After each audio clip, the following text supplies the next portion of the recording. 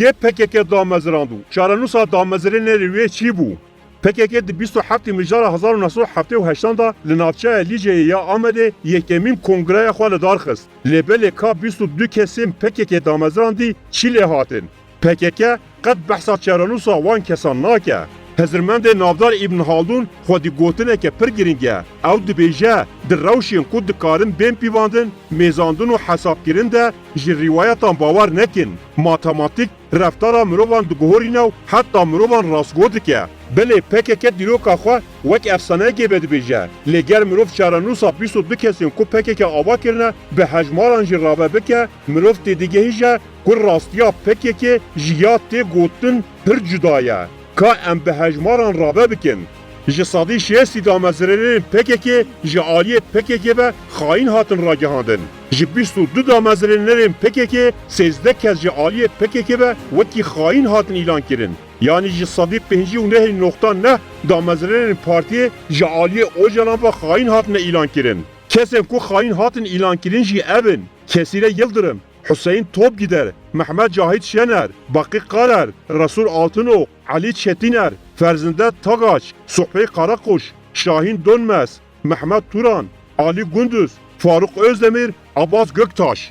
Jisadi su şeşe damezrenlerin PKK bi fişeka PKK jisadi 5 jaliye devleta Türk ve hatine kuştun. Tene yek ji damezrenlerin PKK Seyfettin Sugurlu bi gulleya devleta Türk hata qetil kirin. Xeyri Durmuş di greva birçibune da li zindana Amede jiyana xwe ji dest da.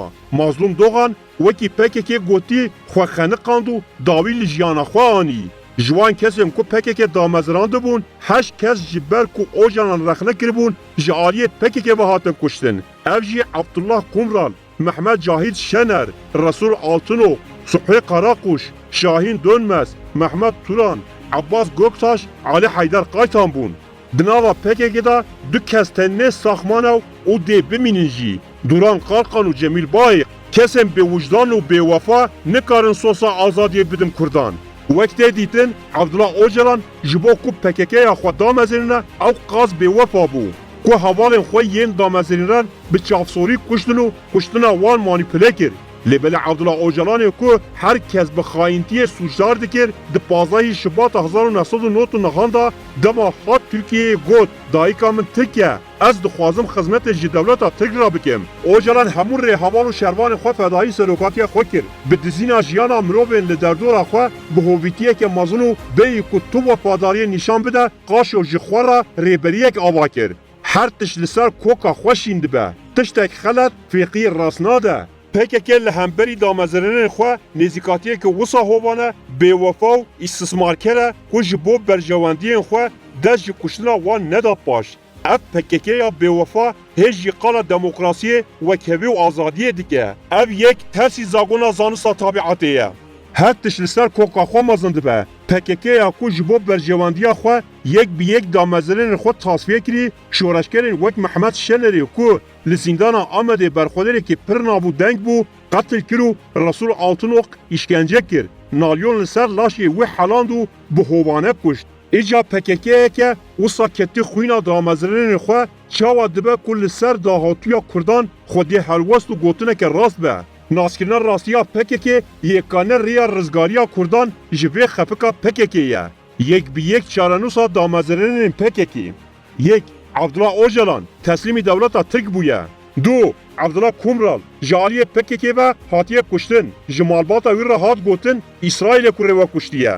Sê Resul Altınok bi kod Davud ji aliyê PKK ve bi îşkencedanê qetil kirin. 4 Suhbey Karakuş li Loranê hat infaz kirin. 5 Mehmet Cahit Şener di sala 1991 da li Qamişloyê ji aliyê PKK ve hat qetil kirin. 6 Mehmet Turan Tanış di sala 1980 da ji aliyê PKK ve hat kuştin.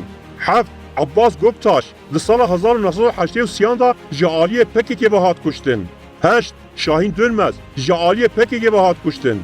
9 Ali Haydar Qaytan ji aliyê PKK ve hat infaz kirin. 10 Kesire Yıldırım Hevjina Apo ji aliyê PKK ve wek xain hat îlan kirin. 11 Hüseyin Top gider ji aliyê PKK ve wekî xain hat îlan kirin.